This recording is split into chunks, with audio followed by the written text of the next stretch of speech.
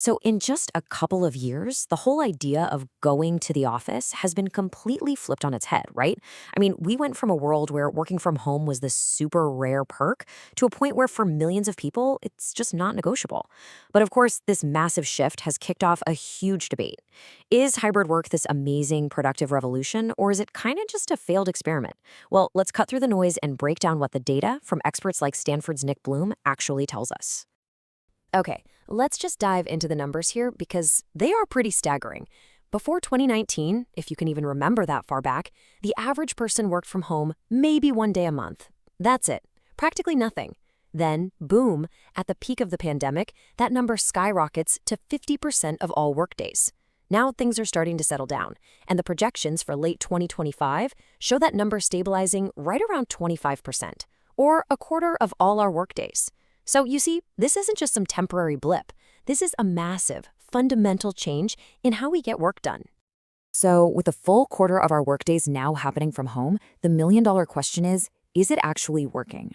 Let's forget all the opinions and the crazy headlines for a second. Let's just look at the cold, hard evidence for why this hybrid model has gotten so incredibly popular. Now, this might be the most surprising number of all. Study after study shows that a well-organized hybrid model has zero, that's right, zero negative impact on productivity. It's not necessarily better, but the key thing is it's not worse. And what companies get is really the best of both worlds, you know? The days you're in the office are for collaborating, for building that team culture, and the days at home, that's for deep work, that quiet, focused time you really need to tackle the big stuff without a million distractions.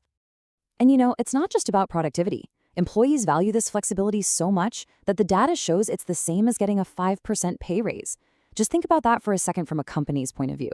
That is a seriously powerful tool for attracting and keeping great people, and you don't even have to increase your salary budget. And this is where it really becomes a massive win for businesses. There was this one major study at a big multinational company that found offering a hybrid option made quit rates fall by a third. A 33% drop in people leaving is huge. I mean, in a tight job market, that's not just saving money on hiring and training, it's a real competitive advantage that helps companies hang on to their best people. Okay, so if the data shows it doesn't hurt productivity, employees absolutely love it, and it keeps people from quitting, why are we seeing all these headlines about CEOs demanding everyone get back to the office 5 days a week? This is really the heart of the whole debate. And the reasons, well, they might not be what you think. So behind this big push to get everyone back in the office, there are really two main things going on. The first one is basically an organizational failure. And the second one is, well, it's a little more cynical. Let's start with the organizational side of things. You know what the biggest enemy of hybrid work is? It's badly organized hybrid work.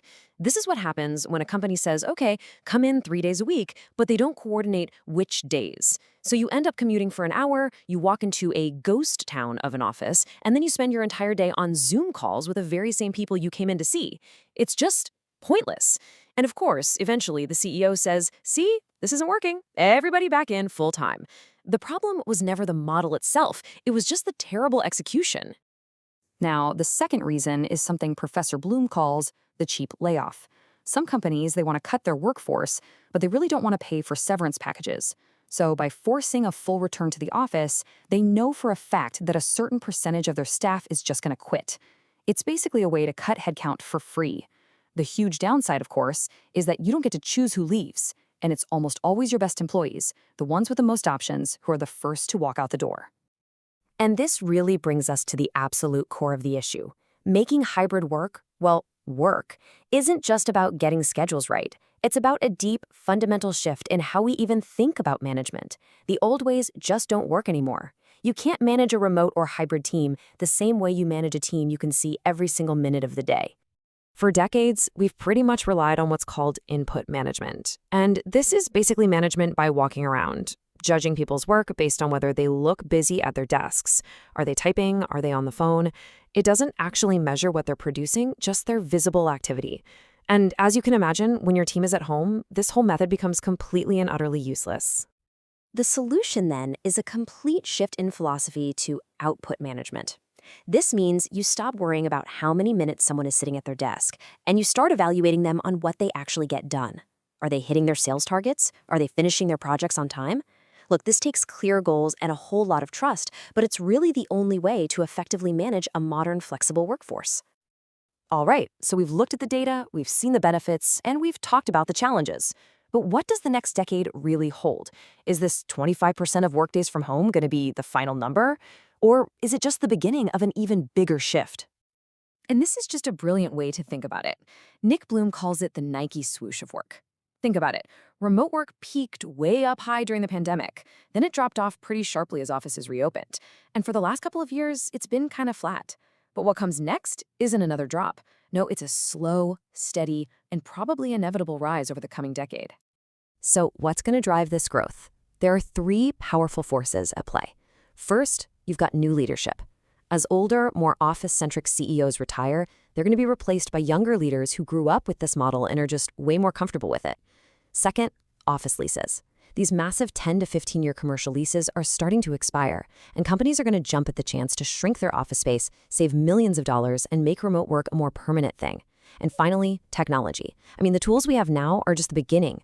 By 2030, imagine seamless collaboration with massive screens, VR, maybe even holograms.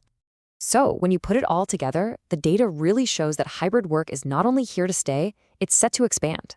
And that leaves us with one final thought. The real debate, it turns out, isn't about where we work. It's about how we're managed. So, is your workplace embracing the future by focusing on results? Or is it still stuck in the past, just watching the clock?